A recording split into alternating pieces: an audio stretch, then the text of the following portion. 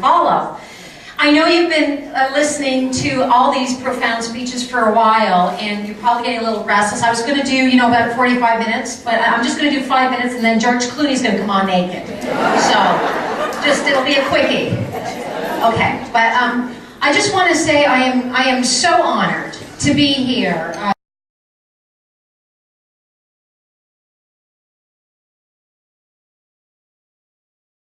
Do not open your eyes. Okay, open your eyes and look at me, look at me, look at me, look at me, look at me, look at me. Okay, who am I? Who am I?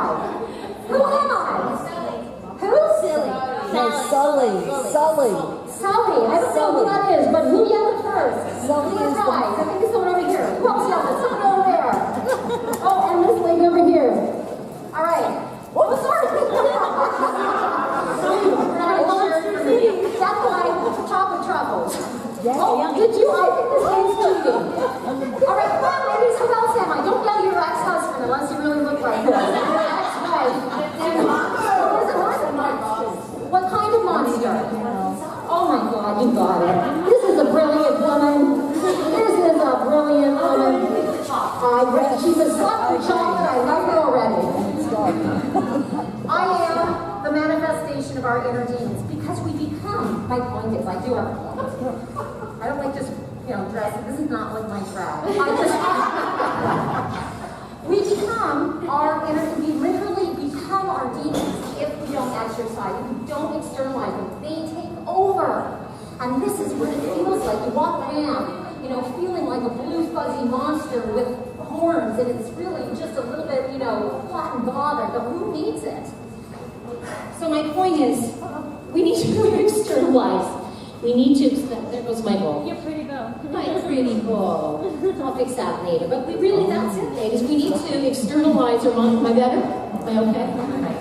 I want to look pretty for you. So we have to make friends with our inner demons, And now I know this to be true, by the way, because of my own experience. I'm not here giving you some, candy-coated self-help, blah, blah, blah, gobbledygook. I spent the majority of my life in emotional paralysis as a result of having inherited my parents' post-traumatic stress disorder.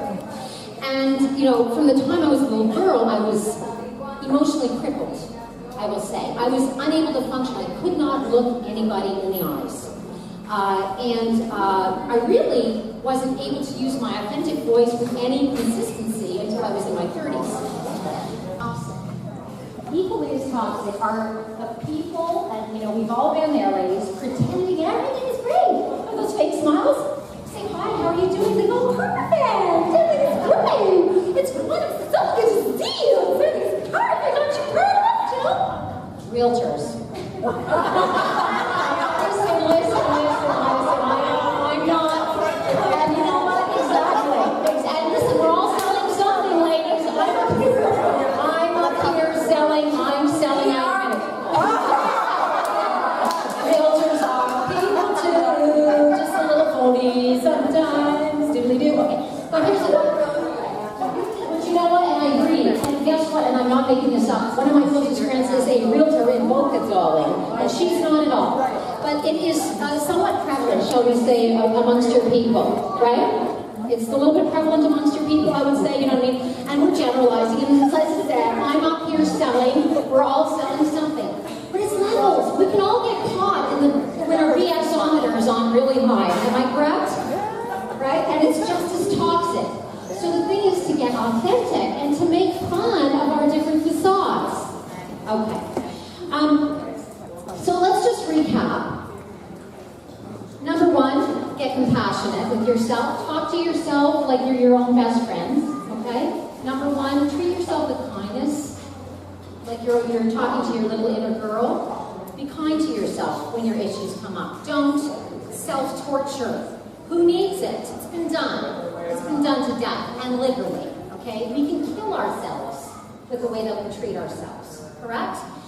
Number two, get your story out of your body so you don't become your inner demon. You don't become that blue monster. Who needs it? Who wants to live like that, right? Let's externalize it, right? Let's exercise our demons.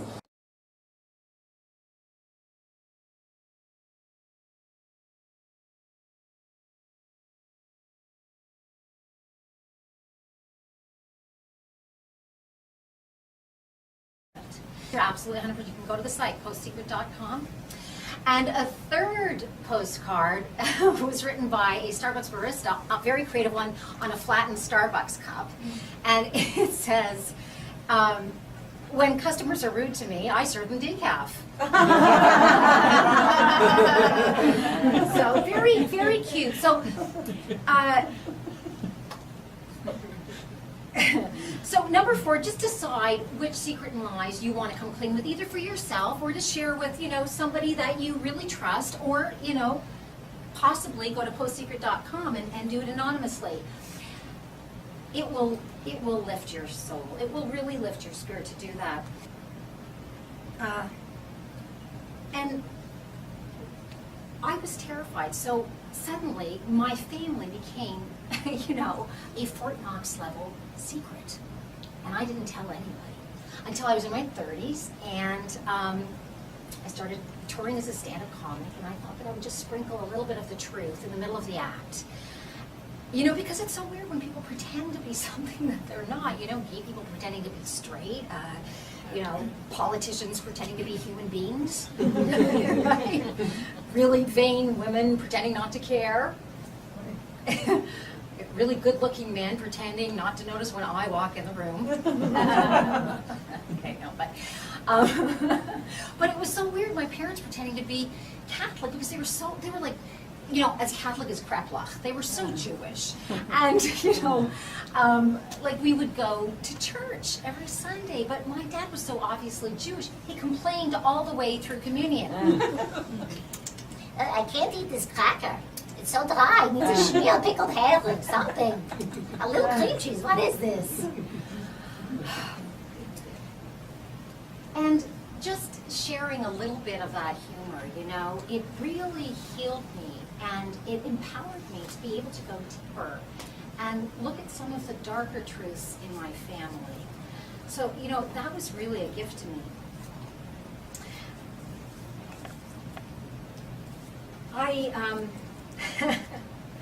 I ran the idea of doing a dramatic play by my family, and they threatened to sue me. Yeah, but something pulled me ahead, and I wrote my first show, The Waltonsteins. Yes. And, the real feather in my cap is that my 86-year-old father, who by then had retired and was living in his native Vienna as a Catholic, after he had threatened to sue me, he, saw how the play did and what power and healing it had for our family with far-reaching fingers, and he sent me a letter of thanks for giving him the courage to return to his Jewish roots, which he did publicly in Vienna. He redeclared himself a Jew, and my father is buried in the Jewish cemetery in Vienna as a Jew.